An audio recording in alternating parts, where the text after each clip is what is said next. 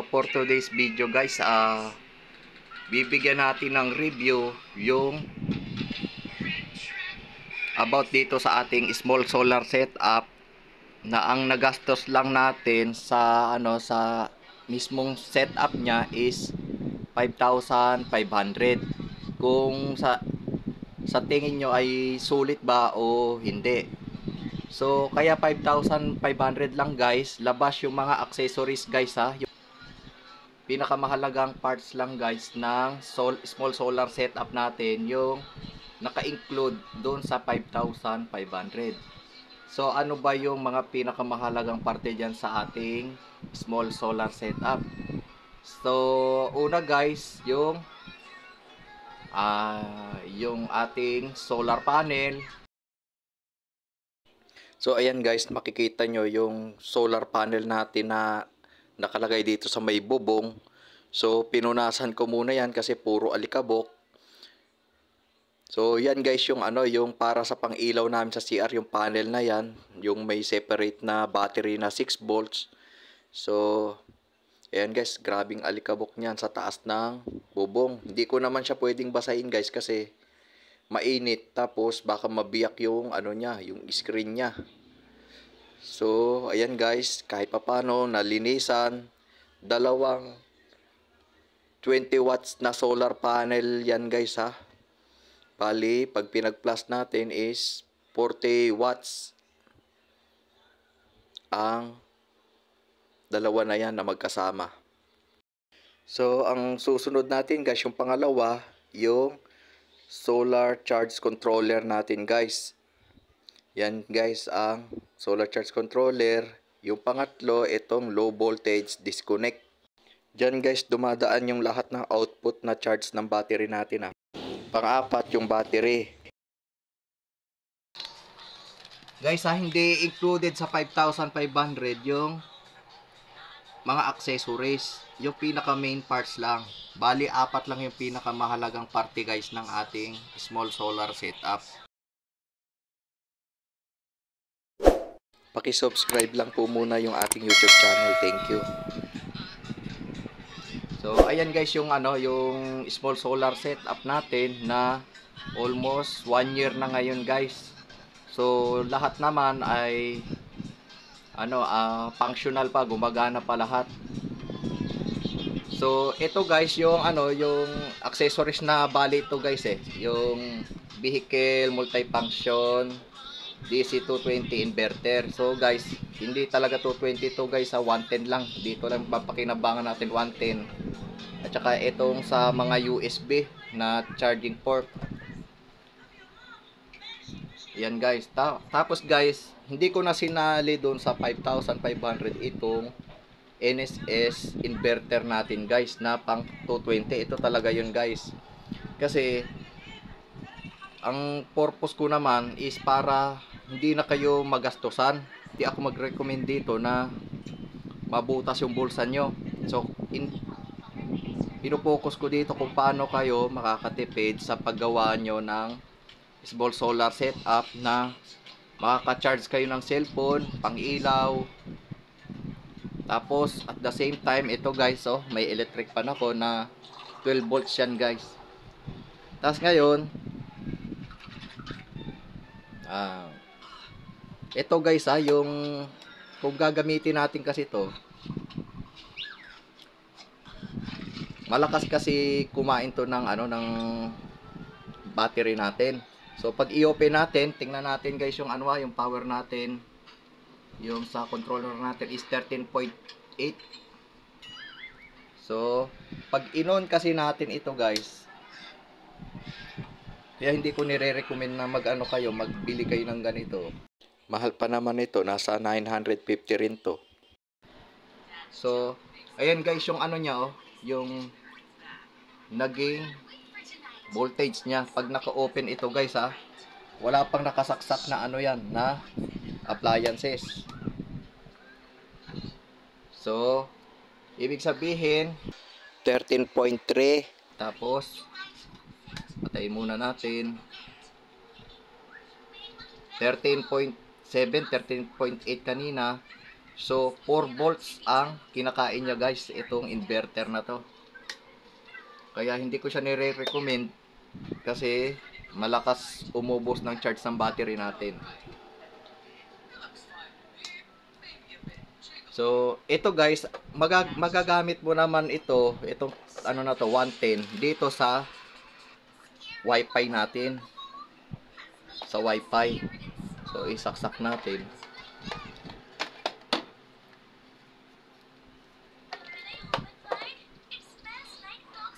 So, makita nyo guys, umilaw na. Yan guys. Kaya naman niya ito. So, ito guys, sa accessories lang ito. Hindi siya, yung mini-main ko na included sa 5,500.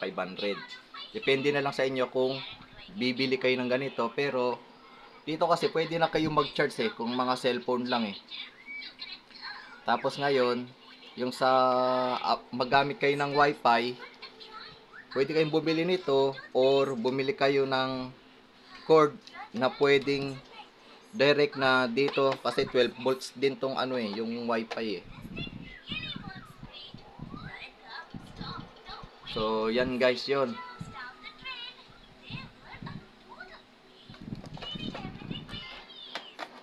Dito rin guys pala pag sa gabi, halimbawa ayaw nyo masyadong maliwanag yung kwarto nyo. Kasi yung kwarto namin gusto namin dim light lang gamitin. So, ito accessories lang to din guys. Ito yan, ilaw. Okay na rin yan sa gabi guys.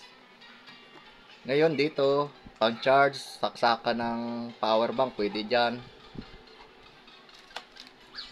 Ang inaano ko guys dito sa inyo, yung masusulit, hindi yung kung ano-ano pang pinapabili. Dito lang tayo sa kumbaga pang budget meal na small solar setup.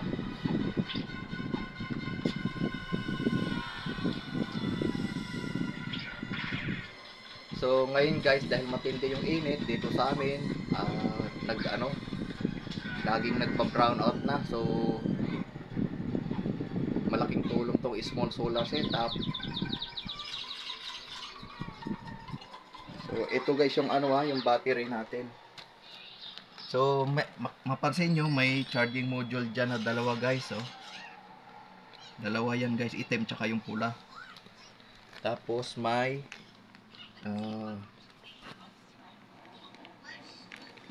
din tayo dito yung battery charge indicator. So accessories din yan guys Ito pala guys iba yung nito, yung sa battery na yan, 6 volts lang yan.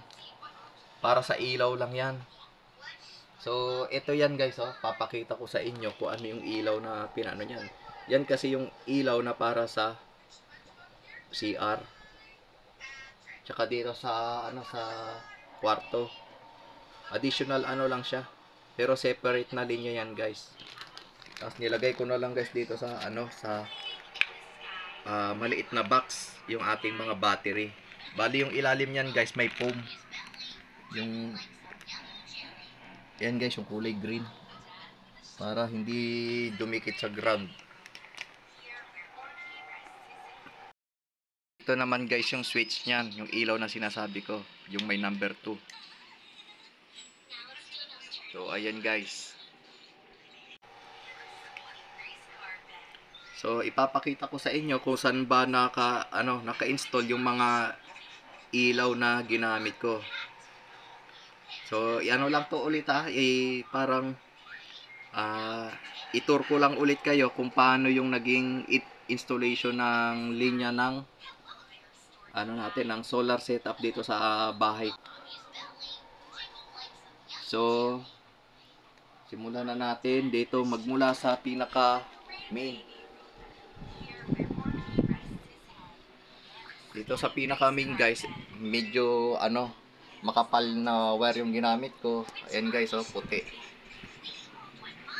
Tapos ayan, palabas yan guys palabas.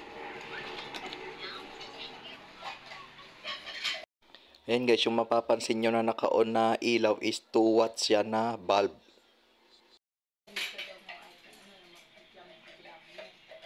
Ito guys yung wiring nya. So ayan guys, ito solar yan, yung ilaw na yan. So ito yung switch nyan. yung switch ng sa electric fan. So ayan guys, so hindi naman siya makalat yung pagkalagay niya ng wire. Tapos dumaan doon sa may bintana, yan guys, yung wire na yan. Yan naman guys, yung wire mula doon sa may bintana sa loob papunta dito sa ano namin, dirty kitchen. Bali 2 watts yung ilaw na yon, tapos ito yung switch. Nasa gilid lang siya guys. So ayan guys, makita nyo naka-on na siya. Ito guys yung wire na ano, na linya niya papunta doon sa solar panel. So andyan guys sa may bubong na yan. So ayan guys yung isa pang ilaw, bali pangatlong ilaw na to.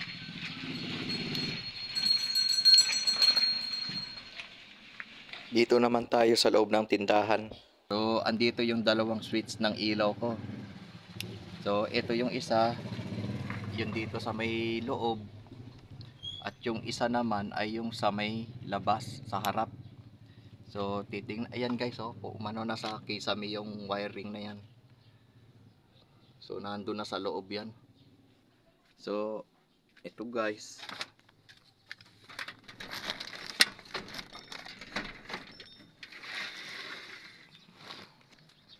So ayan guys yung isa pang ilaw na maliwanag yan sa gabi guys. 12 volts lahat guys yung ilaw na yan. So kapag nawala ng kuryente guys dito sa amin, maliwanag pa rin.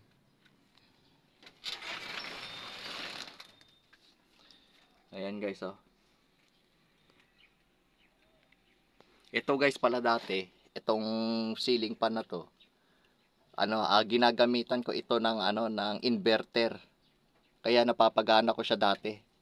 Ngayon kasi ginawa na to ng ano, ng sariling linya na direct na doon sa ano namin, sa kuryente. Yung sa regular na power na kuryente namin. So bali yung mga extra na ano ko dito is 12 volts lang yan, yung mga ilaw na yan. So ngayon guys, nakita nyo na yung installation ng mga ilaw ko dito sa bahay. So nakakalat yon, bali 5 bulb yon. So ngayon guys, dahil full charge naman yung battery natin, ano na siya kanina, nawawala na yung blink niya. Tapos masyado nang malikot yung battery natin kanina. So i-charge na natin lahat ng ano, ng accessories na pwede natin i-charge ngayon. Halimbawa itong ano ko, speaker dito sa bahay na may microphone. So yung mic niya may sarili ding pang charge. So collect lang natin dito sa vehicle multifunction inverter. So dalawa kasi yan guys yung kina-charge dyan. So naka-connect na guys. Tapos ngayon saksak na rin natin tong wifi. Ibalik lang natin ulit. So nag-on na rin siya guys. Ngayon ito guys yung dim light, pwede nating ilagay din yan guys, sabay-sabay. Tapos electric fan pa, sabay natin yan guys na umandar. So ito naman yung switch nya guys. So nakasabay pa guys na nakailaw yung ilaw natin sa labas na solar din. So pag na full charge kasi guys itong small solar setup, pwede ka na mag-charge at maggamit na ng excess na kuryente nito. So sa tingin nyo guys, yung 5,500 nyo na setup is sulit ba kung ganito yung napapagana na? Ngayon, depende na lang sa accessories na idadagdag nyo guys. Pero yung lakas niya is ganito na guys. Pwede na rin guys na i-charge natin yung ibang mga cellphone natin dito guys, kasi marami pang bakante eh. Dito, dalawa. Pwede ka pa mag-charge dito ng dalawang cellphone mo. Tapos dito guys, meron pa rin. May dalawa pa dito. Pwede rin guys na mag-direct ka na rin doon sa may battery. Dito pala guys sa battery, pwede ka namang mag-charge dito na i-direct mo na basta may alligator clip ka. Iipit mo lang dyan sa negative tsaka sa positive. Yung mga pang-charge ng sa motor, pwede yon. Yung may USB adapter, pwede dito i-connect na yon. So guys, meron din pala akong dalawang charging module dyan. Ayan guys oh. Ano siya, bali tatlong charging port yung meron dyan. So, hindi ko muna ginagamit yan. May sariling alligator clip yan. So, ito din guys, mapapansin nyo na dalawa yung e-bike battery na ginagamit ko. Bali, 16 ampere hour, 12 volts yan guys. So, ayan guys yung itsura niya. Tsaka yung ano niya, yung label niya. Ang purpose naman, kaya bakit 16 ampere hour lang yung gamit ko na e-bike battery, kasi kung mag-upgrade ako, bibili lang ulit ako ng another na parehas na battery nito. So, bali ang pagkabili ko dito sa 16 ampere hour na e-bike battery is 1,050 ang isa. So, dalawa yung binili ko, magkaiba ng shipping fee, 2,100 ang presyo ng dalawa. Pero meron guys na bibili na 25 ampere hour na 12 volts battery din na e-bike. So mabili mo naman siya ng 1,650. So depende na lang sa inyo kung ano yung pipiliin nyo, kung yung mas mababa or itong mas malaki yung AH. So depende naman sa paggagamitan nyo guys eh. Dito naman tayo sa solar panel. So ang gamit ko is 20 watts, 12 volts. So, dalawa din yung nakakabit doon sa may taas ng bubong namin. So, ang bili ko naman bawat isa nun is 1,000 pesos. So, dalawa, 2,000 pesos. So, pwede rin kayo maggamit ng 50 watts na solar panel. So, ang presyo naman nun ay 1,480. Kasama na yung shipping fees. So, mas nakamenos kayo doon. So, guys, doon sa sinampol ko na small solar setup na binild ko is 5,500 yun, guys. Pero kung yung susundin nyo, yung mas mataas na battery na 25 ampere hour, 12 volts, at yung solar panel na 50 watts, so, mas makakamenos pa kayo. So, makakatipid pa kayo ng 800 pesos. So, ang magagastos nyo na lang is 4,700. So, meron na kayong small solar setup na heavy duty. Pero pwede mo naman din siyang i-upgrade pa rin. Magdagdag ka ng battery at saka solar panel. Alternate lang naman yung small solar setup natin. In kaso lang naman na mawalan ng kuryente sa lugar natin, at least may kuryente pa rin tayo. Tsaka may may kontador pa rin tayo ng kuryente na regular power eh. Yung sinasabi nilang makakatipid ka sa solar power, hindi totoo yun. Kasi napagastos nga sila ng 300,000 tapos bukod pa yung maintenance. Ikamahal ng solar panel pag nabasag, at saka yung kapag nasira yung battery ng solar panel, kamahal din nun. Okay lang po yun kung mayaman yung magpalagay ng solar panel na kayang gumastos ng 300 to 500,000. Paano kung tayong ordinaryong Pilipino lang? So, ganito lang, small solar setup lang ang pwede natin gamitin. Mas madali pang i-maintenance.